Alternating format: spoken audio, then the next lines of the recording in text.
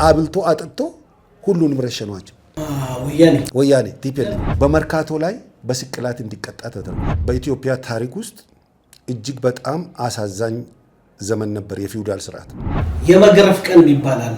ባሪያውን ጥሩ የሚገርፍ ሰው ተብሎ ይነገር ነበር። ይሄ ኢትዮጵያ ውስጥ የተፈጸመ ነው። ፒያሳና 4 ኪሎ ውስጥ ተጎትተዋል። አስከሬ ናቸው ከሞቱ በኋላ እንኳን። ኮሪያ ዘማች የሚባለው የንጉሱ ስርዓት ፊውዳል ስለነበረ እዛ ያለውን የፊውዳል ስርዓት ደግፈው ነው ማለት የተዋጉት። በላይ አርሶ አይበላም ወይ? በላይ ዘለቄ በገመድ ታነቀ። የበላይ እናቲ የቀንጂ በላቲ። ትምህርት ቤት ዘግታችሁ ተማሪዎችን በትኑ። ኦነግም እኮ እዚህ ድርሻ አባል ነው። ምድረ ባንዳ ልዩ ሸርና ተንኮል ጠምጥሞበት የኢህአፓና የደርግ ጸብ እስኪ የሶሻሊስቱን ፓርቲ ለመደምሰስ ነው የሄዱት። መንግስቱ ያንን ይዞ እንከተዋል እንደዚህ ደማቸው እናፈሳለን ብሎ ምርጫው ገለልተኛ አይደለም ብሎ ለመውጣት ዝግጅት እያደረጉ ነው። ህዝባዊ አመጽም ከምርጫው በፊት እየጠሩ ነው። አካሄዳቸው ያስታውቃል። ለመቀልበስ ነው ማለት ያው የአባቶቻቸውን ንብረት ለማስመለስ ነው። ባጭሩ አለቀ። 284 ሰዎችን የረሸነ ይሄ በእጃችን አለ ማስረጃው። እያንዳንዱ ዝርዝር በእጃችን አለ። በፋኖ አካባቢ የሚደረገው እንቅስቃሴ ምንም ለውጥ የለውም። የኢህአፓ እንቅስቃሴ ከጨቋኝ ከበዝባዦች ነጥቆ ለገበሬው ነው የሰጡት። ስቲል ነው የሚተሰሩበት እንጨት ሄጃ ይቻለው አፋቸው ላይ የሚገባ እንደ ከብት አፋቸው ላይ እንዲተደርጎ ኦሮሞ ሲባል ባሪያ እንደሆነ ነው የሚመለከተው። ምክንያቱም ተሽጦ የሚሄደው ኦሮምኛ ተናግሮ በዚያ በኩል ያልፋል። በፊውዳሉ ስርዓት ውስጥ ሰው እንደ ዕቃ ይሸጣል፣ ከመሬቱ ጋርም ይሸጣል። ጀግናው በላይ ዘለቄ ሲሰቀል እየተሳቀበትና እየተቀለደበት ነበር። ለነፍሰ ገዳይነት የተጠቀሙት እድሜው ከ13 እና 14 አካባቢ የሆነው ሰው ነው። ወጣት ነው፣ ህፃናትን። አንዴ ካታለልከኝ አንተ ይፈሪበት፣ ሁለቴ ካታለልከኝ ግን እኔ ሊፈሪበት ይላሉ።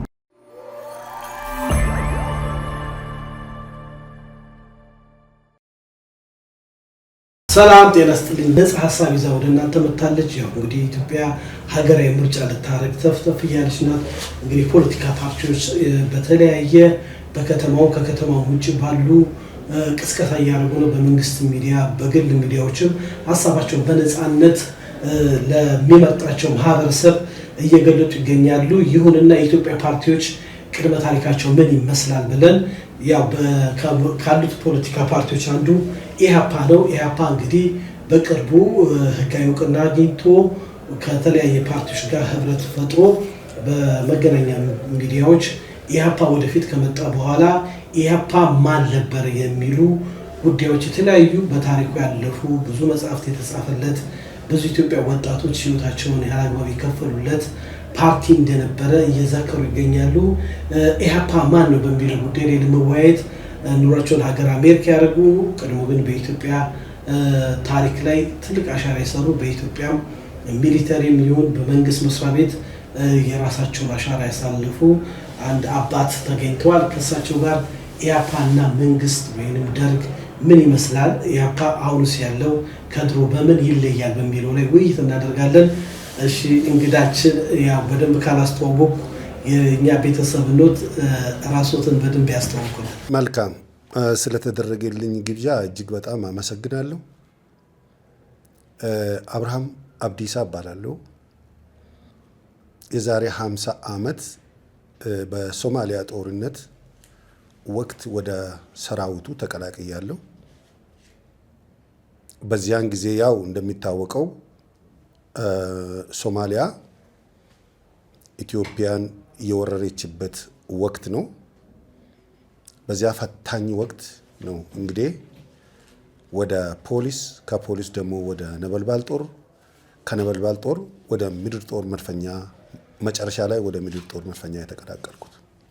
መልካም አቶ አብርሃም፣ እንግዲህ ዛሬ ትኩረት አድርገን የምናወራው ከእርሶ ጋር ሻይ ቡና እያለን በታሪክም ሲያጫውቱ እኛም ደግሞ በተለያየ መጽሐፍቶች ስናነብ ኢህአፓ በኢትዮጵያ ታሪክ ውስጥ ትልቅ ድርሻ ያለው ፓርቲ ነው። ኢህአፓ አመሰራረቱ ወደ ሰሜን ኢትዮጵያ ሆኖ ግን በመላው ሀገሪቱ የራሱን ህወሓዊ እንቅስቃሴ ያደርግ እንደነበር ይታወቃል። እንደው ከኢህአፓ አመሰራረት ጀምሮ ማን የነበረ እንደሚባለው በጊዜው እርሶ የዛ ፓርቲ እንቅስቃሴ በቅርብ ርቀት ያዩት ነበር፣ ይከታተሉት ነበር። ከመጽሐፍ ባሻገር በጊዜው የነበረው ሁኔታ እስቲ ትንሽ ወደ ኋላ መለስ ብለን እናው የቀድሞ ኢህአፓ ምን ይመስል ነበር? አሁን እንግዲህ እስቲ ስለ ኢህአፓ ከማንሳቴ በፊት በወቅቱ የነበረውን ሁኔታ ላንሳ። በወቅቱ ምስራቅ ኢትዮጵያ የምንለው ቦረና፣ ባሌ፣ አርሲ፣ ሲዳሞ፣ ሐረር፣ ድሬዳዋ 100% በሶማሊያ ቁጥጥር ስር የነበረበት ወቅት ነው። በሶማሌ ወራሪው ማለት ነው። በሶማሌ ወራሪ ኃይል ከዚያም በኋላ በምስራቅ 700 ኪሎ ሜትር በደቡብ እስከ አዋሽ ወንዝ ማለት ነው። በደቡብ ደግሞ 300 ኪሎ ሜትር እስከ ነገሌ ቦረና ሙሉ በሙሉ በሶማሊያ ቁጥጥር ስር የዋለበት ወቅት ነው። ይህ ወቅት ሻቢያ ደግሞ ኤርትራን ከጥቂት ከተሞች በስተቀር የተቆጣጠረበት፣ ቲፒኤልኤፍ የትግራይን በከፊል የተቆጣጠረበት፣ ኢዲዩ ወሎንና ጎንደር ጎጀምን የተቆጣጠረበት፣ ኢአፓ ደግሞ በአዲስ አበባ ከተማ ውስጥ ግዙፍ የሚባል ቶክስ የከፈተበት ወቅት ነው። ስለዚህ ኢትዮጵያ በብዙ ነገር በብዙ ግንባር የተወጠረችበት ታይም ነበር ማለት እንችላለን። በጊዜው በጣም እንዲህ አይነት ውጥረት እንዲህ አይነት ታሪካዊ ውጥረት በሀገሪቱ ውስጥ ታይቶና ተሰምቶ አይታወቅም። ምናልባት በጣሊያ ወረራ ካልሆነ በስተቀር በዚህን ጊዜ ኢአፓ የተባለው የፖለቲካ ድርጅት በትግራይ አሊቴና ተወላጅ በሆነው በዶክተር ተስፋዬ ደበሳይ ሚያዝያ ወር 1964 ዓ.ም የተመሰረተ ድርጅት ነው። ይህ ድርጅት የቲፒኤልኤፍ ግንባር ቀደም ነበር። የዶክተር ተስፋዬ ደበሳይ ረዳት ብርሃነ መስቀል ረዳ የተባለው የአድዋ ተንቤን ተወላጅ ነው። ይህ ድርጅት እንደተመሰረተ መሬት ላራሹን ደግፎ ነበር። መሬት ላራሹ ሳይሆን የመሬት ይዞታን ለገበሬው እንዲሆን የሚለውን የብዙሃኑ የፖለቲካ ድርጅቶችን ሀሳብ ደግፎ ነበር። ወደ አዲስ አበባ ገብቶ ይህን ሁሉ ሁከት ፈጠረው። ነገር ግን ደርግ የመሬት ላራሹን ወዲያውኑ እንዳወጀ በደርግ ላይ ቶክስ ከፈተ። ለምን? በጊዜው ያው እንግዲህ የኢትዮጵያ ገበሬ ጽፈኛ ነበረ፣ በምድሩ በሀገሩ ገባር ነበረ። ያው የኢትዮጵያ ታሪክ የሚያሳውቅ ነው። እነዚህ የጭቁን እንግዲህ ከደርግ የወጡ ልጆች ወጣቶች ደርግን ከመሰረቱ በኋላ አንዱ የገበሬውን መሬት ከጨቋኝ ከበዝባዦች ነጥቆ ለገበሬው ነው የሰጡትና እንዴት ኢአፓ ይሄን ሊያደርግ ቻለ? የህዝብ ልጅ አይደለም እሱ። ወንደርፉል። በወቅቱ ኢአፓ በአዲስ አበባ ከተማ ውስጥ ድጋፍ አልነበረውም። መሬት ላራሹን ሲደግፍ ምንም ድጋፍ አልነበረውም። ደርግ መሬት ላራሹን ሲያውጅ የፊውዳሉ መዋቅር ውስጥ የተሰገሰጉ በሚሊዮን የሚቆጠሩ የነጭ ለባሽ፣ የባላባት፣ የነጋድራስ፣ የባለ አምበራስ፣ የግራዝማች፣ የደጃዝማች፣ የፊት አውራሪ፣ የአጋፋሪ፣ የራስ፣ የመኳንንት፣ የመሳፍንትና የልዑላን ቤተሰቦች በሙሉ ትልቁ ሀብታቸው ምን ነበረ? መሬት ነበረ እና ገበሬው ነበር። መሬት ተነጠቁ። እርቦ ቀረ፣ አስራት ቀረ፣ ሙክት ቀረ። የከተማ ቤትና ትርፍ ቤትና መሬት አዋጅም ወጥቶ የከተማ ቤትም እንዳለ ተወሰደባቸው። ምንም የገቢ ምንጭ የላቸውም። ባዶ እጃቸውን ነው የቀሩት ለማለት ይቻላል።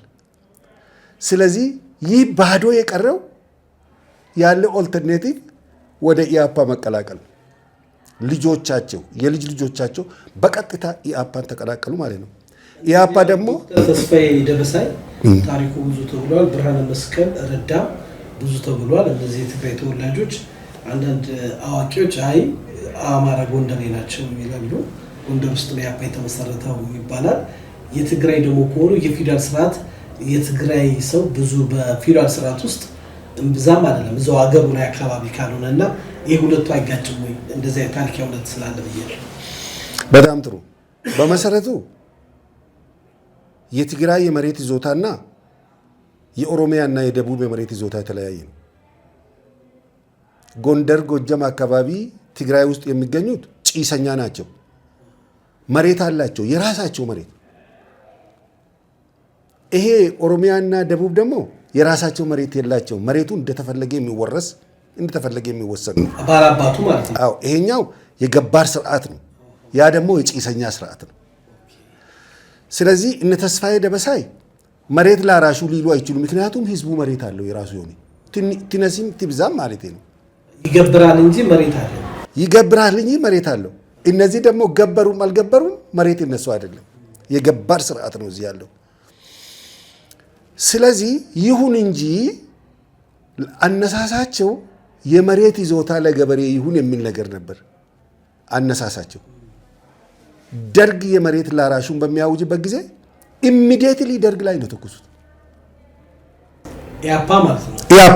ኢህአፓና የደርግ ጸብ እስኪ እርስዎ በዛ ውስጥ ስለነበሩ የአይዲዮሎጂ ነው የአመለካከት ነው ወይንስ የፖለቲካ አቋም ልዩነት ነው ያላቸው? በመሰረቱ ኢህአፓ መሬት ላራሹን ደርግ ካወጀ በኋላ በደርግ ላይ እየተኮሰ ህዝባዊ መንግስት የሚል መፈክር አነሳ። የፊውዳሉ መሳፍንቶች፣ መኳንንቶች እና ልጆቻቸውና የልጅ ልጆቻቸው ደግሞ ህዝባዊ መንግስት ደርግ አይገዛንም፣ ወታደር አይገዛንም የሚል ፊሎሶፊ አመጡ ማለት ነው። ዋናውና ትልቁ ግን ግልብጥ ብሎ ወጣቱን ወደዚያ ወደ ኢህአፓ የሰበሰቡት ደርጊን ገልብጦ መሬት ላራሹንና የከተማ ቤት እና ትርፍ ቤት አዋጅን ለመቀልበስ ነበር። ለመቀልበስ ነው ማለት ያው የአባቶቻቸውን ንብረት ለማስመለስ ነው ባጭሩ። አለቀ። ምክንያቱም ባዶአቸውን ነው አይቀሩት። ደሞዝ የለ፣ ምን የለ፣ እርቦ የለ፣ አስራት የለ። ገበሬው በሙሉ ደግሞ መሬቱን ወሰደ። በዚያን ሰዓት አንድም የገበሬ ልጅ ወደ ኢህአፓ አልተቀላቀለም።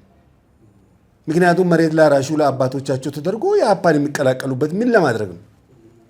የወዛደር ልጆች የግል ካምፓኒዎች ይዞታ የነበረውና አሽከር የነበረው ወዛደር ፋብሪካው ተነጥቆ ወዛደሩ ከወዛደርነት ወይም ከአሽከሪነት ወደ ሰራተኝነት፣ ከሰራተኝነት ደግሞ የራሱ ማህበር አቋቁሞ ማህበራዊ ዋስትና ስላገኘ ልጆቻቸው ኢህአፓን የሚቀላቀሉበት አንዳችን ምክንያት የላቸው።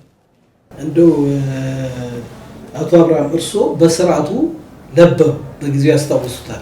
እስቲ እርስዎ ባሉበት አካባቢ ይሄ የገባር ስርዓት አወቃቀሩ እንዴት ነበር? ሰውስ እንዴት ነበር የሚገብረው? እንደ እውነታው በጣም ብዙ ዘግናኝ የሆኑ ታሪኮች እንሰማለን። እኔ ለማስገባት አስባለሁ። አንድ የታሪክ አባት ሲያስተምሩ ለማለትም ይከብደኛል። ቀይ ጋላና ጥቁር ሻንቅላ እየተባለ የሰው ልጅ ይሸጥ እንደነበረ፣ ለምሳሌ ግንደበረት አካባቢ ስቲል ነው የሚተሰሩበት እንጨት ሄጄ አይቻለሁ።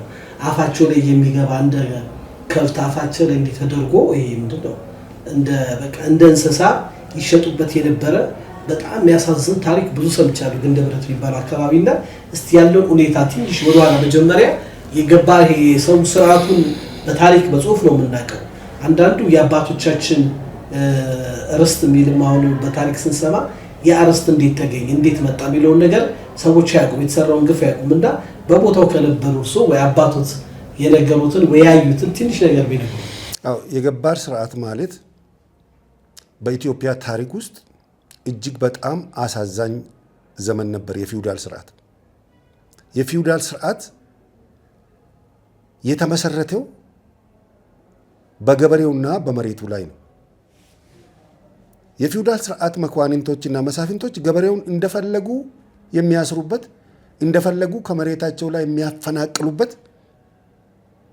እንዲያውም ደግሞ ልጆቻቸው ያንን ያክልን ትምህርት ገፍተው እንዳይሄዱ የሚያደርጉበት፣ አፍኖ የሚይዙበት እጅግ በጣም አቆርቋሽ የሳይንስና ቴክኖሎጂን ዘመን በምንም አይነት መንገድ ወደ ሀገሪቱ እንዳይገባ የሚያደርጉበት ኢቭን የፊውዳሉ ስርዓት ከዚህ ኮሪያ ድረስ የዘመተው ሶሻሊዝምን ለማጥፋት ነው። የንጉሠ ነገሥቱ ሀገር ዘላለም እንዲኖር ነው። የኮሪያ ዘማች ተብሎ የሚጠራው ምን ለመስራት እንደዘመቱ እንኳን እናውቃለን። የኮሪያ ዘማች ሲባል ሰማለን እኛ። የኮሪያ ዘማች ማለት ወደ 15 ሚሊዮን የሚሆኑ የኖርዝ ኮሪያ ዜጎች በኢምፔሪያሊዝም ሲጨፈጨፉ እሱን ለመርዳት ነው የሄዱት ሳውዝ ኮሪያ። የኮሪያ ዘማች የሚባለው የንጉሱ ስርዓት ፊውዳል ስለነበረ እዛ ያለውን የፊውዳል ስርዓት ደግፈው ነው ማለት የተዋጉት። ሶሻሊዝም የሚባል እንዳይስፋፋ ንጉሠ ነገሥቱ ስልጣናቸውን እንዳያጡ በየቦታው የሚደረገውን የሶሻሊዝም እንቅስቃሴ ለማቆምና የፊውዳል ስርዓት እድሜው እስከ መጨረሻ ድረስ እንዲሆን ለማድረግ ነው ድጋፍ ሄዱት። ባጭሩ የኮሪያ ዘማች የሚባለው ንጉሳዊ የኮሪያን መንግስት ለመደገፍ ነው እንጂ የጭቁኑን ህዝብ ለመደገፍ አይደለም። ደቡብ ኮሪያን ለመደገፍ ነው። የሶሻሊስቱን ፓርት ለመደምሰስ ነው የሄዱት። ሌላ ምን አለ? በእርግጥ ወታደሮቹ ታዞ ስለሄዱ ኮሪያ ዘምቶ ስለተመለሱ ምንም ኮምፕሌን የለኝም ከነሱ ጋር። ነገር ግን አላማው ሶሻሊዝምን ለማጥፋትና ኢምፔሪያሊዝም በምድር ላይ ለማንገስ የንጉሠ ነገሥት ሀገር በሙሉ የትም ቦታ ያለው እንዲኖር ለማድረግ የተካሄደበት ዘመቻ ነው። ወደ ኢአፓ ስንመለስ ኢአፓ የፊውዳል መኳንንቶች መሳፍንቶች እና ሹማምንት ጥርቅም ነው። ያው የፊውዳል ስርዓት ሲባል በስርዓት ነው የምናውቀው። እንዲያደርጋሉ አሁን ለምሳሌ ይሄንን ማውድ ኮሜንታሪ አስገባለሁ። የመገረፍ ቀን ይባላል። ባሪያውን ጥሩ የሚገርፍ ሰው ተብሎ ይነገር ነበር። ይሄ ኢትዮጵያ ውስጥ የተፈጸመ ነው። ንስሐ ራሱ አይገባም። ሁሉ ጊዜ ተደፋፍሮ ነው የሚሄደው። አሁን ሀገራችን ያለችበት ሁኔታ ብቻም እግዚአብሔር የፍትህ አምላክ እስከማይመስል ድረስ የብዙ ሰዎች ደም ይፈሳል። ንስሐ ያልተገባባቸው ብዙ ኩነታዎች ተፈጽሟል። አንዱ የፊውዳል ስርዓት ነው። ብዙ ታሪኮችን ማንሳት እንችላለን። አባይ ከሚባሉት አሁን በመጽሐፍ ቅዱስ ታሪክ የምናውቃቸው ሰው ከወለጋ በባርነት ሄዱት ተይዘው በኤርትራ በኩል አድርገው ስዊድን ተሸጠው የገዟቸው ነጮች ደግሞ ወንጌል አስተምረው ከእንደገና በኤርትራ በኩል አባ ገመቺሳ ይሄ ታሪክ አይነገርም። ብዙ ጊዜ እኛ ሀገር የሚነገረው ሌላ ነው። የእኚህ ሰው ያው ታሪኩን ስናይ ባሪያ ነበሩ። ባሪያ ናቸው፣ ተሸጠው ነው የገዟቸው ነጮች ግን አዝነው መጽሐፍ ቅዱስ አስተምረው ወደ ሀገራቸው መልሰው ጓሽተው ማለት ነው። ብዙ ታሪኮች እናያለን። ብሪሌ የምትባል በጣም የሚገርም የጀርመን ልዑል ያገባቸው ብዙ ታሪኮች አንብበናል። ይህ በመላው ኢትዮጵያ በደቡብ ኢትዮጵያም የተፈጸመ ነው፣ በሰሜን ኢትዮጵያም የተፈጸመ ነው። የፊውዳል ስርዓት ምንድን ነው የሚለው ሰውና ቃውስ ፊውዳል ስርዓት በኢያፓ ካባ ውስጥ ተደብቋል። ኢያፓ ደግሞ ምንድን ነው የሚለው አያይዘው በደንብ አድርገው ቢነግሩ። አዎ ይሄ በፊውዳሉ ስርዓት ሰው በ3 እና በ4 መንገድ እንደ ዕቃ ይሸጥ ነበር። ቅድም አሁን የጠቀስከው አባ ገመቺስ የተባለው ሰውና አስቴር ገኖ በቀጥታ ከኢሉባቡር ነው ተያዙ። ተይዞ በኤርትራ ተላልፎ በምጽዋ ደው ተሸጡት።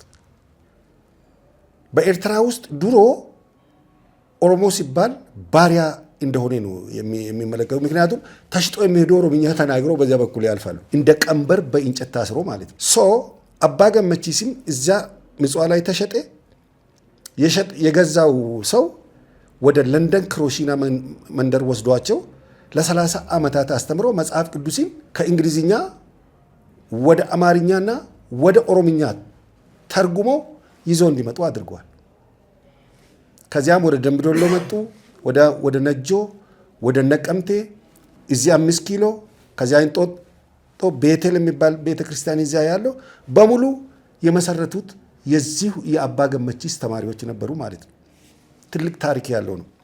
በፊውዳሉ ስርዓት ውስጥ ሰው እንደ ዕቃ ይሸጣል፣ ከመሬቱ ጋርም ይሸጣል፣ ሀብትና ንብረቱ ይወሰድበታል።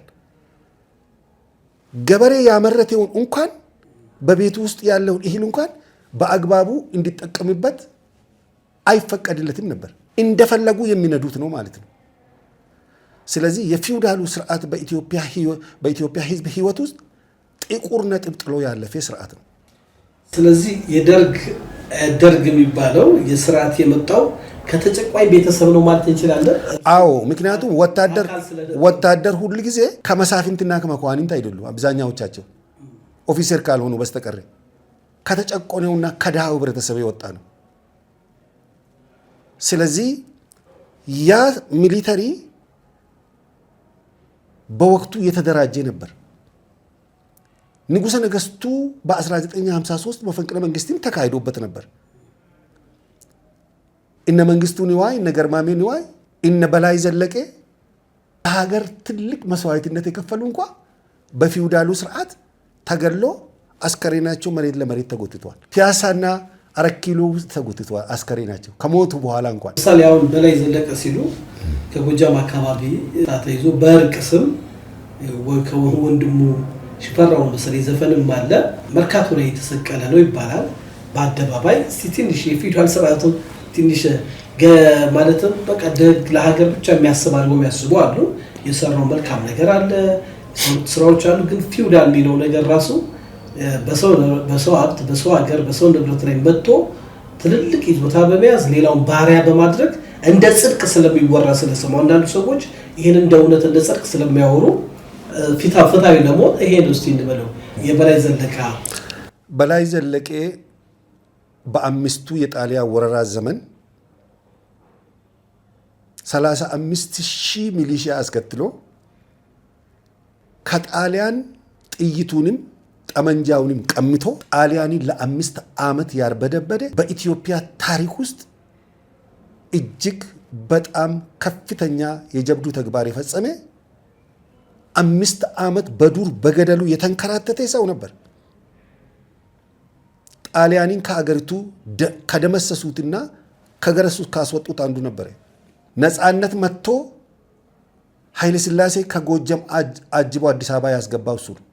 በላይ ዘለቀ 5 ዓመት ተንከራቶ ነፃነት ከመጣ በኋላ ሌላ 5 ዓመት እንኳን በህይወት ሳይኖር ምድረ ባንዳ ልዩ ሸርና ተንኮል ጠምጥሞበት በመርካቶ ላይ በስቅላት እንዲቀጣ ተደርጓል። ኢትዮጵያ በዚያን ሰዓት የፊውዳል ዘመኑ ወይም የፊውዳል ስርዓቱ ጀግኖችን በስቅላት የሚቀጣ አረመኔያዊ ተግባር የሚፈጽም ነበር። በላይ ዘለቀን አስሮ ማቆየትም ይቻላል። ነገር ግን በጣሊያን ጊዜ 35,000 ሰራዊት አስከትሎ ጣሊያንን ያርበደበደ ነገ አንተን ከስልጣን ሊፈነቅልህ ይችላል ብሎ ለንጉሠ ነገሥቱ ስለነገሩ አልመጣም ቢል እንኳን በቄስና በታቦት ለምኖ አምጥቶ እዚህ ከመጣ በኋላ የፍጥኝ ታስሮ መርካቶ ላይ እንዲሰቀል ተደርጓል።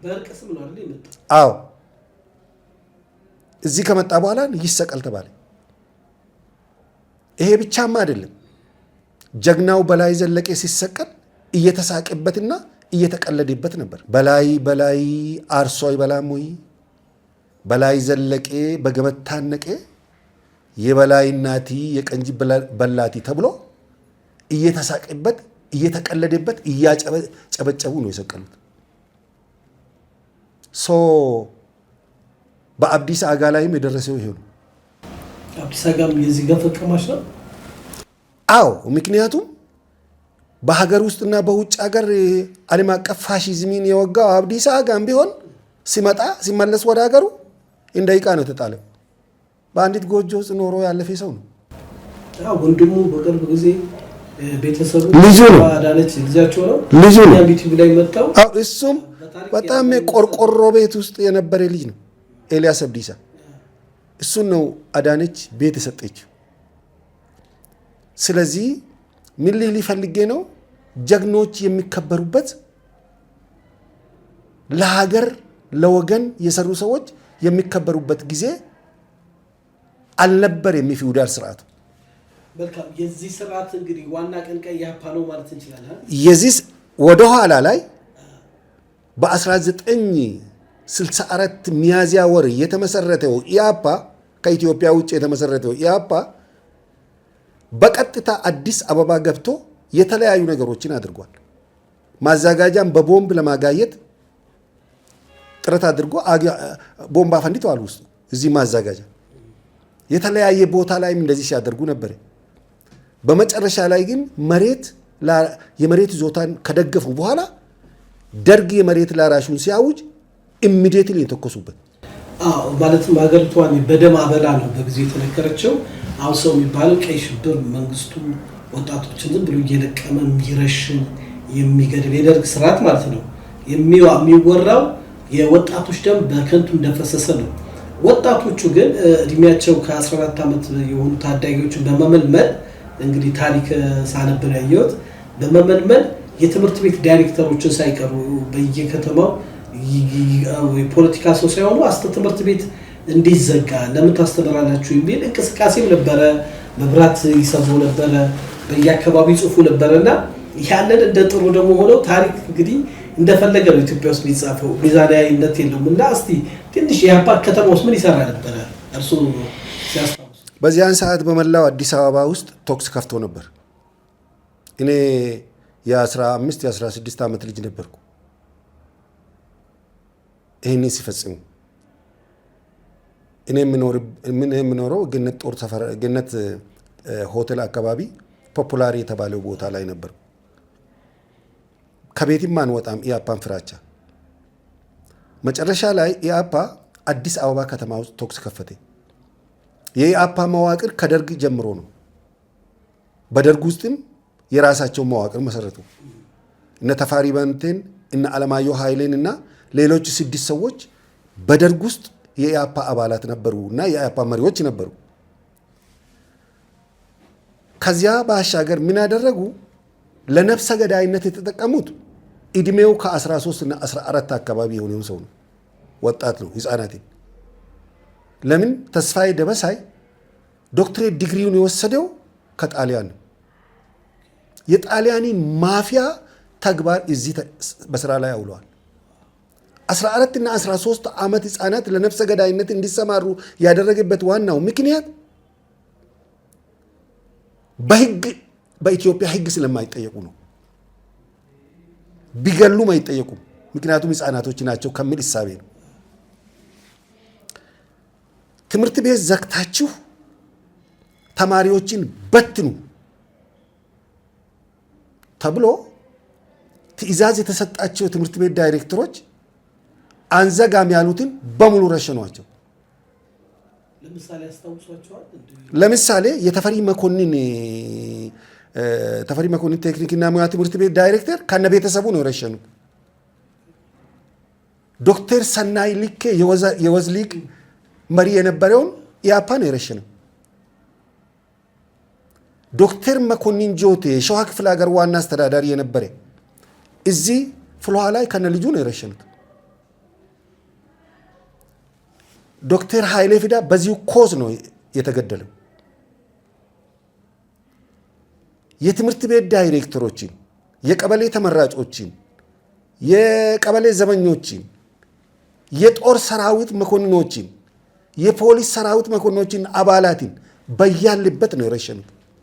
ታዲያ በጦርነት ኢህአፓ ከፍቶ ይሄን ያህል ግፍ ከፈጸመ ምን ይጠብቃል? ኢህአፓ ላይስ ተመጣጣኝ እርምጃ ያኛው እንግዲህ በታሪክ ብዙ ሲናገሩ ካየ በግፍ እንደጨፈጨፈ ወጣቶችን በአደባባይ እየወጣ እንደሚረሽን ከእናት ጉያ ወስዶ ገድሎ ጥይት እንደሚያስከፍል ታሪክ እንሰማለን። ይሄ እውነት አይደለ? አዎ፣ እንግዲህ ኢያፓ በአዲስ አበባ ከተማ ብቻ 284 ሰዎችን ነው የረሸነው።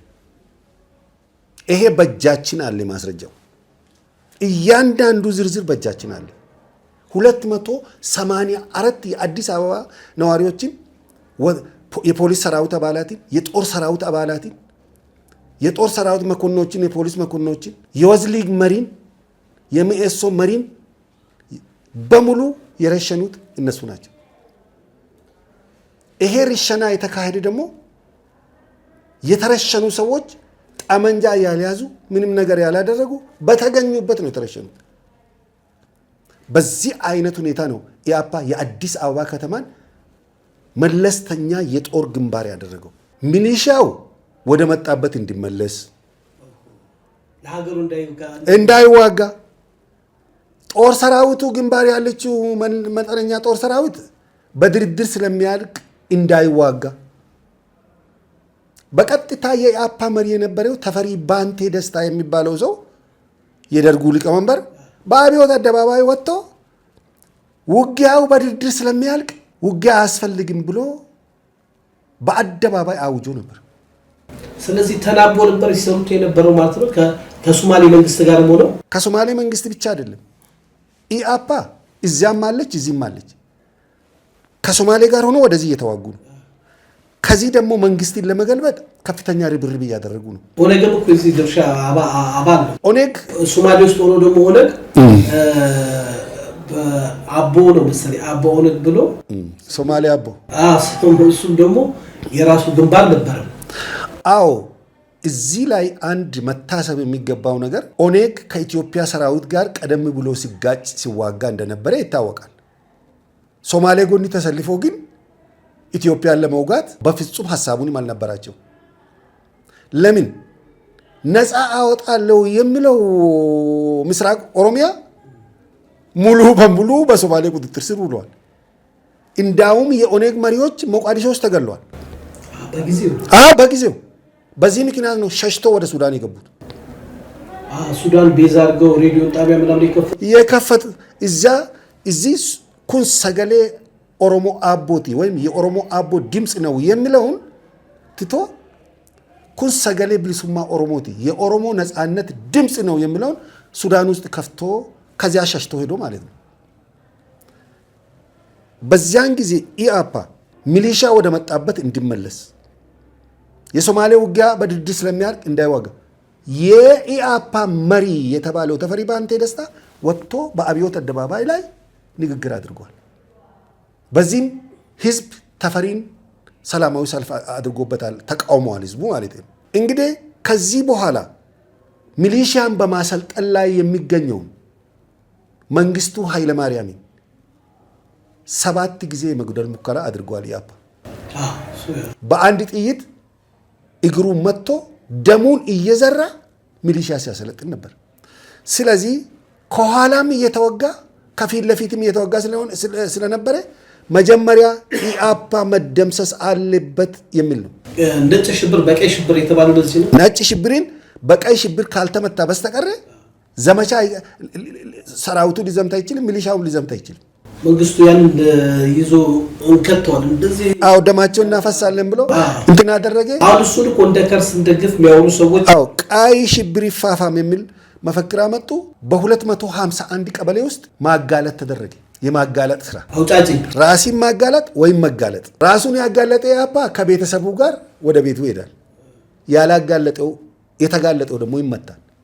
በዚህ አይነት ብዙ ወጣቶች ተመተዋል። ከፍተኛ ደም መፈሰስ ደርገም አድርጓል። ፍትሃዊ ያልሆነ ነው የሚሉ ሰዎች እነሱን ከደመሰሱ በኋላ የኢአፓ መሪዎች አንድም ሳይቀሩ ከኢትዮጵያም ወጡ። የቀረው ደግሞ ወደ ወያኔ ሄደ። አሲምባ ተራራ ማለት ነው። ዶክተር ተስፋዬ ደበሳይና ብርሃነ መስቀል ረዳ እዚሁ ነው የሞቱት። ዶክተር ተስፋዬ ደበሳይ በየኔ ህንፃ ከተባለው ከ6ኛ ፎቅ ራሱ ወደ መሬት ፈትፍጦ ነው የሞተው። ሊይዙ ሲመጡት። ብርሃነ መስቀል ግን በፖሊስ ተመቶ ነው የሞተው። ታሪካቸው እንደዚህ ነው። ታሪክ ያበልኩ ማወቁ ጥሩ ነው። ደርግ ግን ዘግናኝ የሆነ ጭፍጨፋ እንዳደረገ ብዙ ወጣቶችን ደግሞ እንደገደለ በጊዜው ደግሞ የሚሊሻ አካላት በቂም በቀል በልህ ብዙ ወጣቶችን በአደባባይ እናት ልጇን እያየች ሬሷን እንድትገዛ እንዳደረገች ቀይ ሽብር የሚለው በነጭ ሽብር ይፋፋም የተባለው እንግዲህ በአንድ ጦርነት ውስጥ በአንድ ችግር ውስጥ ጦርነት እንደተከፈተ ሰው ዋያቅ ዝም ብሎ የፖለቲካ አመለካከት ብቻ ኖሮት መጨፋጨፍ እንዳለ ነው የሚያውቁና የደርግም ገደብ ያለፈ ነው የሚሉ አሉ። እርሱ ምን ይላሉ? እንግዲህ በዚያን ሰዓት አንድ መታወቅ የሚገባ ነገር አለ። ሁላችንም ኮንሰርን ማድረግ የሚገባል። ኤርትራ በቁጥጥር ስር ውላለች። አንድ የኢትዮጵያ አካል ናት። ትግራይ ለብቻ ናት፣ በወያኔ ቁጥጥር ስር ውለዋል። ወሎና ጎንደር፣ ጎጃም በኢዲዩ ቁጥጥር ስር ውለዋል። ምስራቅ ኢትዮጵያ እንዳለ በሶማሊያ ቁጥጥር ውለዋል። ሶማሊያ እዚህ ናት ያለችው አዋሽ ወንዝ ላይ። በዚህ መሀል ነው አዲስ አበባ ላይ የኢአፓ ቶክስ የከፈተ። በዚያን ሰዓት ምን ፍርድ ቤት አለ? የጦር ፍርድ ቤት ብቻ እኮ ነው ያለው። ሀገሪቷ እኮ የለችም። በአጠቃላይ በቃ አለቀ። ኢአፓ በለስ ቀንቶት ደርግን ቢገለብጥ ኖሮ ምን ይሆን ነበር? ሶማሌ በጠራራ ፀሐይ አዲስ አበባ ላይ መታ ታላቋን ሶማሊያ ታውጃለች ማለት ነው። የነበራትን ሁለት ስትራቴጂካዊ ዓላማዋን በስራ ላይ ታውላለች። ታላቋን ሶማሊያ ታውጃለች። የኦጋዴንን ሀብትና ንብረት ከነመሬቱ ታስቀራለች ማለት ነው። ይሄ የረጅም ጊዜ ፕላናቸው ነው። የረጅም ጊዜ ፕላናቸው ነው። ኢአፓ በወያኔ ነው የታጠቀው። ምክንያቱም ግብፅ ሻቢያን ነው ያስታጠቀችው። ሻቢያ ወያኔ ኢአፓን ነው ያስታጠቀችው። ቼኑ ይሄ ነው ማለት ነው። ቼኑ ይሄ ነው። በቃ አለቀ። ስለዚህ እነዚህ ሶስቱ ድርጅቶች ከኋላም ከፊትም ነው ኢትዮጵያን የወጓት። ነገር ግን በኢትዮጵያ ዋና ከተማ ላይ ንጹሃንን 284 ኢትዮጵያውያንን የረሸነው የለየለት ባንዳ ኢአፓ ነው። 300,000 በዚያን ጊዜ መንግስቱ ኃይለማርያምና አጥናፉ አባቴ የመን ላይ ከዚያድ ባሬ ጋር ተነጋግሮ ነበር። ዚያድ ባሬ ውጊያውን እየተከላከልን ነው ብሎ መንግስቱ ኃይለማርያም ሲናገር ምን ውጊያ ተከፈተ አለ። ውጊያው ገና ታየዋለ፣ ያኔ ሲታይ ትናገራለህ ለመንግስቱ። የሚያስፈራራው ዚያድ ባሬ በአንደበቱ ፊት ለፊት ይሄ እኮ አሉባልታ ወይም ገሌ አለ አይደለም፣ ዝግጅቱን ስለሚያውቅ ማለት ነው። አዎ። ስለዚህ መንግስቱ ደግሞ እየተከላከልን ነው፣ ውጤቱን ደግሞ ዓለም በቅርቡ ያየዋል ብሎ ወጣ ማለት ነው። ተዛዝቶ ነው የወጡት ማለት። አዎ። ከዚያ በቀጥታ ወደ ራሻ፣ ወደ ቼኮስሎቫኪያ፣ ወደ ኩባ፣ ወደ ሶሻሊስት የመን በሄዱበት መሳሪያ ሰበሰበ ማለት ነው። በመርከብ በአይሮፕላን በምን 300,000 ሚሊሻን ክላሽን አስታጠቀ። አለቀ። ኢአፓ ከተመታ በኋላ ህዝቡ ወዴት ተመለሰ? ስንቅ ማዘጋጀት፣ በሶ ማዘጋጀት፣ ድርቆሽ ማዘጋጀት፣ ታጠቅጦ ሰፈር ለሚገኝ ለዚያ ሁላ ሚሊሻ እንጀራ መጋገር፣ እናት ሀገር ወይም ሞት ሁሉ ወደ ጦር ግንባር የሚለው መፈክር በስራ ላይ ዋለ። ከዚያም በኋላ 300,000 ሚሊሻ ማለት በሶማሊያ ሰራዊት ላይ ባህር ፈሰሰ ማለት ነው። እሱ አንዱ ተዋጊ ነበርኩ።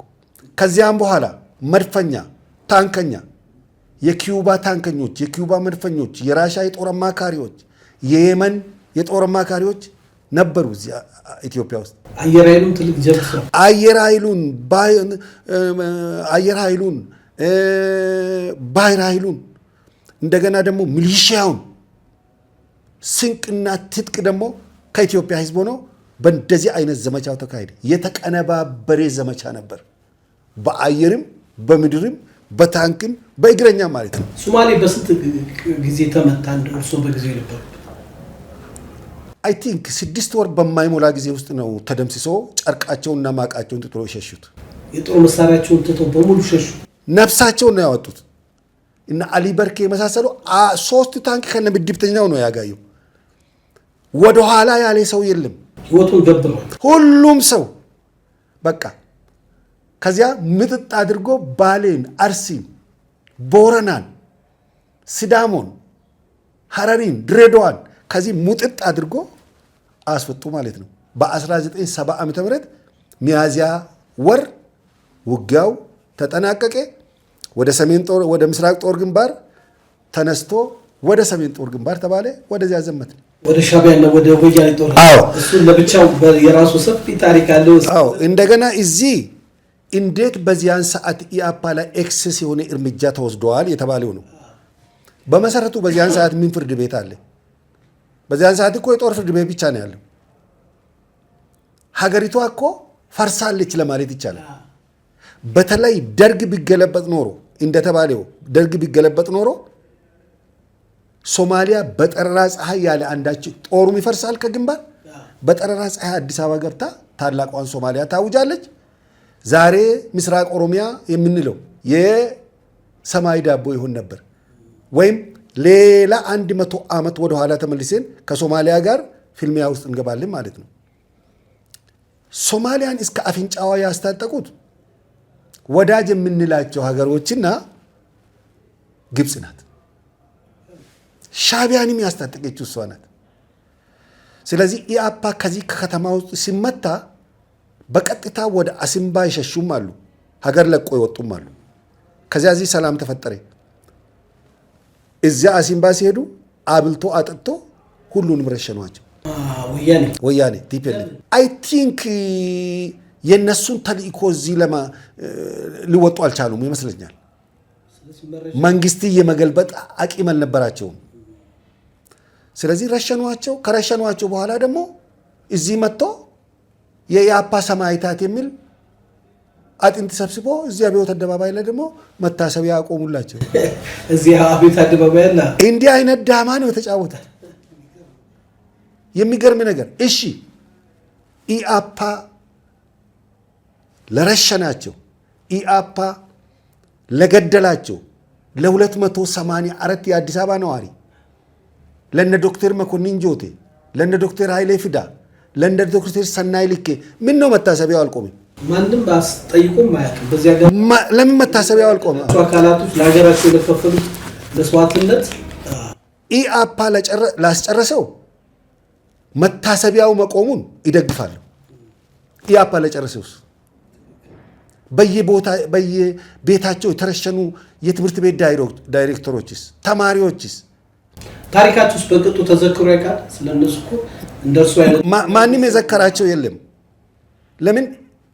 ከሁሉም የባሰው ደግሞ ዛሬ ይህ የባንዳ ድርጅት በዚያ ባንዳ ስም ፓርቲ አቋቁሞ እዚህ ከተማ ውስጥ ለምርጫ የተወዳደረ ነው። እንዳውም በጎ ነገር ሰራን እያሉ ነው።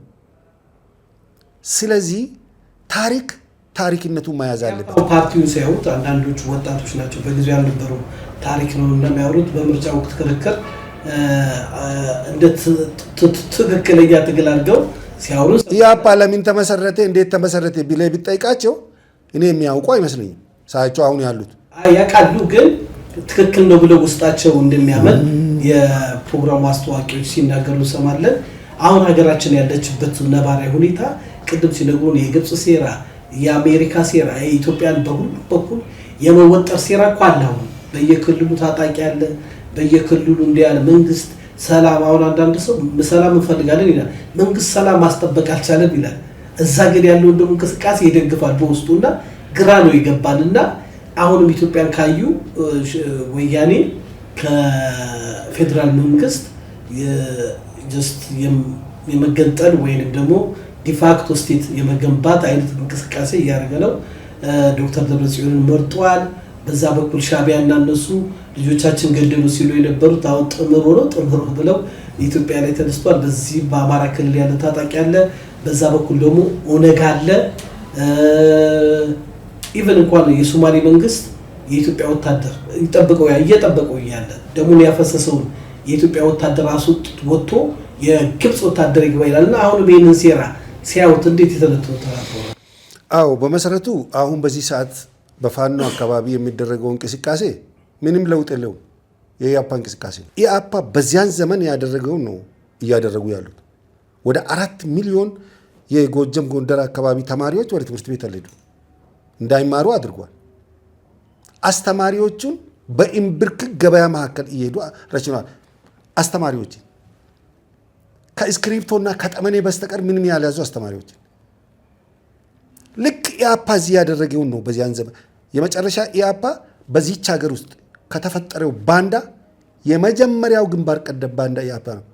የሀገሪቱን ጥቅም አሳልፎ የሰጠ ከባዕድ ጋር ተሰልፎ ኢትዮጵያ ሀገሩን እናት ሀገሩን የወጋ ከውስጥ ደግሞ ለመከላከል የሚዘጋጀውን ሚሊሻ እና ለመከላከል እየተዘጋጀ ያለውን መሪ ላይ 7 ጊዜ የተኮሱበት የመጨረሻ በሀገሪቱ ውስጥ አስከፊና አሳዛኝ የባንዳነት ስራ ያከናወኑ ናቸው እነዚህ ሰዎች በዚያን ሰዓት ማለት ነው። ከሁሉ በላይ ደግሞ ህፃናትን ለነፍስ ግድያ መጠቀም። መንግስት ደግሞ እነሱን ሊገሉ የመጡት ሲገሉ ህፃናቶችን ገደለ። መንግስት ሲገልድ ደግሞ ህፃናቶችን ገደለ፣ ህፃናቶችን ጨረሰ። ኢአፓ አሁን በጦር ግንባር በጣም ታዳጊ ህፃናቶች፣ ጡት ያልዋሉት ህፃናቶች ወታደር አድርገው አስገብተው ወደ ጦር ግንባር ይልካሉ። ሲገድሉ ደግሞ ዘር ማጥፋት ተብሎ እንዲያው አሁንም እንደዚያ ነው። በሰሜን በተለይ በጎጀም በጎንደር አካባቢ የሚደረገው ድርጊት ልክ ኢአፓ እዚህ ያደረገው ነው። ህፃናትን መልምሎ ወደ ጦር ግንባር ማስገባት፣ ፈንጂ እንዲቀብሩ ማድረግ፣ በፈንጂ ላይ እንዲሄዱ ማድረግ ወዘተ ነገሮችን እየፈጸሙ ነው። ስለዚህ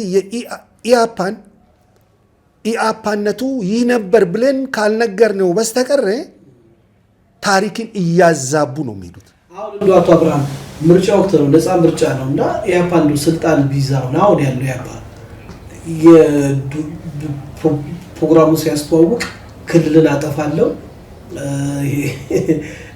ብዙ አይነት ነገር ያስተዋውቃል ስንሰማው ማለት ነው። በውስጥ አዋቂነት ያ የድሮ ስርዓት ለመመለስ ነው አሁንም የተደራጀው ማለት ነው። በመሰረቱ እኔ የኢአፓ ማኒፌስቶ አላነበብኩም፣ ሲናገሩ ግን ሰምቻለሁ እና የስርዓት ለውጥ ሁሉ እንደሚያደርጉ ነው። በኢትዮጵያ ውስጥ የስርዓት ለውጥን ለማድረግ የኢትዮጵያ ሕዝብ ድምፅ ነው የሚያስፈልገው እንጂ የፓርቲ ፕሮፓጋንዳ አያስፈልግም። እነሱ መንግስት ቢሆን እንደዚህ እናደርጋለን ቀድሞውኑ ማመርጧቸው። አሁን በዚህ በምርጫ ላይ እንግዲህ እናየዋለን። ፈረሱም ሜዳውም ይሄው ነው። በምርጫ ደግሞ መሳተፍ ግዴታ ነው። በአንድ አገር ውስጥ ፓርቲ ሆነ ተቀምጠ ምርጫ የማትሳተፍ ከሆነ ምን ለማድረግ ነው ኦፊሱን ከፍቶ የተዘጋጁት እኮ በመጨረሻው ሰዓት? አሁን እንግዲህ ወደፊት እንደ ትንቢት አይታወቅብን እንጂ ምርጫው ገለልተኛ አይደለም ብለው ለመውጣት ዝግጅት እያደረጉ ነው። ህዝባዊ አመፅም ከምርጫው በፊት እየጠሩ ነው። አካሄዳቸው ያስታውቃል። እና ይህንን ሲመለከቱ በመሰረቱ የአሁኑ ጄኔሬሽን የድንጋይ ዳቦ ዘመን ጄኔሬሽን አይደለም፣ የሳይንስና የቴክኖሎጂ ዘመን ጄኔሬሽን ነው። ሁሉን ነገር ለይቶ ያወቀ ህዝብ ነው። ልታታልደውና ልታጨበረብረው አትችልም። ፈረንጆቹ ምን ይላሉ? if you fool me once shame on you, if you fool me twice shame on me። አንዴ ካታለልከኝ አንተ ይፈርበት፣ ሁለቴ ካታለልከኝ ግን እኔ ሊፈርበት ይላሉ። በምንም አይነት መንገድ የኢትዮጵያን ህዝብ አታሎና አጭበርብሮ በስልጣን ላይ ወጥቶ የፈለኩትን ነገር ይሽራለሁ፣ ክልል አፈርሳለሁ አይደለም መሬት አፈርሳለሁ፣ ሰማይ አፈርሳለሁ ሊሉ ይችላሉ። ነገር ግን የማይሆን ነገር ነው። በሌላ በኩል ቅድም ያልከው ለምን ደርግ የኢአፓ አባላትን ለፍርድ አላቀረበም ነው። በመሰረቱ በዚያን ሰዓት ፍርድ ቤት ነበር ወይ? ያለው ጦር ፍርድ ቤት ነው። ሀገሪቱም እኮ የለችም። የት ቦታ ላይ ነው ዳኞቹ ተቀምጠው የሚፈርዱት? የት እስር ቤት ላይ ነው የሚያስሩት? የለም እኮ ሀገሪቷ የመጨረሻ ድራሿ ሊጠፋ የተዘጋጀችበት በቃ ያለቀላት ውስጥ እኮ ነው። መንግስቱ ኃይለማርያም መልሶ መልስ የዘሩበት። ኢአፓን ባይመቱ ኖሮ ዘመቻ የለም። ኢአፓ በቀይ ሽብር ተመታ። መቼም እንደ ሰው ማንም ሰው ሲገደል ማየት አልፈልግም። ቢቻል ወደ ጦር ፍርድ ቤት ቀርቦ ቢቻል ወደ መደበኛ ፍርድ ቤት ቀርቦ እንደ ጥፋታቸው መጠን ፍትህ ቢሰጣቸው ኖሮ ጥሩ ነበር። ነገር ግን በዚያን ጊዜ የአዲስ አበባ ህዝብ እኮ በሩን ዘግቶ ዝም ብሎ ይቀመጣል ቤቱ። የሚበተነው ብሮሸር እኮ ከሚሊሻ ወደ መጣበት ይመለስ፣ ጦርነት የለም፣ ከሶማሊያ ጋር በድርድር እንጨርሳለን የሚል ነው። በድርድር ደግሞ የሚጨርሱት እንዴት መሰለ? ኦጋዴንን ለሶማሌ በመተው ቦረናን፣ ባሌን፣ አርሲን፣ ሲዳሞን፣ ሀረሪና ድሬዳዋን ያለ ጦርነት እንድትለቅ ለማድረግ ኪዋ አሁን ኦጋዴን የኢትዮጵያ ነዳጅ ያለበት ቦታ ለሶማሌ ለመስጠት ነው። አዎ። ነገር ግን ሶማሌም የኦጋዴን ባለቤት ልትሆን አትችልም። ምዕራባውያን ለኦጋዴን ደግሞ ነፃ አውጪ አዘጋጅተዋል። ነፃ አውጪ ለሶማሌም እንዳይሆን ለኢትዮጵያም እንዳይሆን። ኢትዮጵያ ካሸነፈች የኦጋዴን ነፃ አውጪ ኢትዮጵያ ወቅቶ ኦጋዴንን ነፃ አድርጎ ነዳጁ እንዲረከብ ምዕራባውያን ላይ ሲያወጡ ነበሩ። ስለዚህ በቀጥታ አንድ በጣም ደካማ የሆነች አካባቢ ላይ በነፃነት ስም ኦጋዴን ነፃ አውጪ የሚባል አለ። ሶማሊያን ይወጋሉ ካጠገቡ ሆኖ ወይም ከኋላ ተሰልፎ በቃ ያንን ነዳጅ የሚወስዱት ዞሮ ዞሮ ምዕራባውያን ነበሩ። የኢትዮጵያ መንግስት በወያኔ ጊዜ ቻይናዎቹ ሲያወጡ አልነበረም? አብዛኞቹ መኖሪያቸውን አሜሪካ ወይ ኡጋንዳ ወይ የተለያየ ቦታ አድርገው ለሀገር አንድነት እንቆማለን የሚሉ የኢትዮጵያን መፈራረስ የኢትዮጵያን መጥፋት ግብጽ እጅ ድርጎ እየተቀበሉ በአማራ ስም በኦሮሞ ስም ተደራጅተው ሚዲያ ከፍተው እየጮሁ ያሉበት ሰዓት ነውና ይሄንን ወቅት ሲያዩት እርሱ ምን ይላሉ? ይሄ ብለን ብንጨርስ ይሄ እነዚህ በሚዲያ ላይ የሚጮሁት ዛሬ አይደለም የጀመሩት። በኃይለ ሥላሴ ዘመነ መንግስት ንጉሠ ነገሥቱ ከስልጣን እንዲወርድ ይጮሁ ነበር። በደርግ ዘመነ መንግስት ደርግ ከስልጣን እንዲወርድ ይጮሁ ነበር። በወያኔ ዘመነ መንግስትም ጩኸቱ ለ27 ዓመት ቀጠለ። ወያኔ ወርዳ አብይ ስልጣን ሲይዝ ደግሞ ቀጠሉ ጩኸታቸው። የሚዲያ ጩኸት ነው። በጣት የሚቆጠሩ ሚዲያ ላይ የሚጮሁ ናቸው። በጩኸት የፈረሰችው ደግሞ ኢያሪኮ ብቻ ናት። በዓለማችን ላይ በጩኸት የፈረሰች ኢያሪኮ ብቻ። ከዚያ ወደዚህ ምንም አይነት በጩኸት የፈረሰ ሀገር እስከዛሬ ድረስ የለም። እነዚህ ኢትዮጵያን እያጥላሉ የሚጮሁት the next 4-5 years ይህ ነው የማይባል ውርደትና ቅሌት እንደሚከናነቡ አትጠራጠር። ከደቡብ አፍሪካ ውስጥ እኮ ኢትዮጵያውያን ከሀገራችን ውጡ፣ ሀገራችሁን አውድማችሁ ነው የመጣችሁ፣ ከሀገራችን ውጡ እየተባለ በየቤታቸው ከነልጆቻቸው ንብረታቸውን መኪኖቻቸውን እያቃጠሉ እየደበደቡ እየፈነከቱ እየረገጡ ውጡ እያሉ ነው። እስካሁን አልቆምም።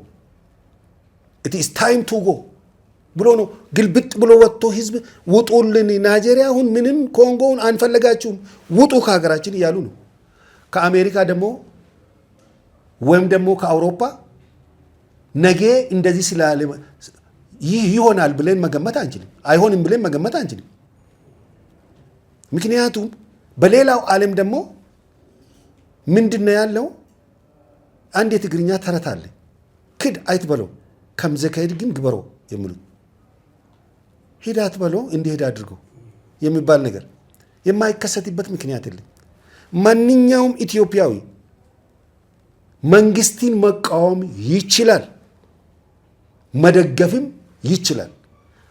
አንዲት ኢትዮጵያ ሀገራችንን ግን አንደርማይን ማድረግ፣ ዲሚናይዝ ማድረግ፣ ማንቋሸሽ አይቻልም። ነገ ወደዚች ሀገር እንመጣለን፣ ወይም ጠቅለን እንመጣለን፣ ወይም ደግሞ ተጠቅለን እንመጣለን። ምክንያቱም እዚህ ሀገር ላይ ለመቃብር እኛ ክራይ አንከፍልም። በነፃ አስከሬናችን እዚህ ያልፋል። እነዚህ ሰዎች የፈለጉትን መንግስት መቃወምና መደገፍ መብታቸው ነው። ነገር ግን አንዲት ሀገራቸውን ዲሚናይዝ ማድረግ፣ ጥላሸት መቀባት ግን ከዕለታት አንድ ቀን ለውርደት ያጋልጣቸዋል። እጅግ አድርገን አመሰግናለሁ። ዛሬ ቆይታችን ይህን መሰለ። እንግዲህ እንደዚህ አይነት ያልተሰማ ያልተዳሰሰ ብዙ ያልተዘመረለትን ታሪክ ወደ እናንተ አደረሰ።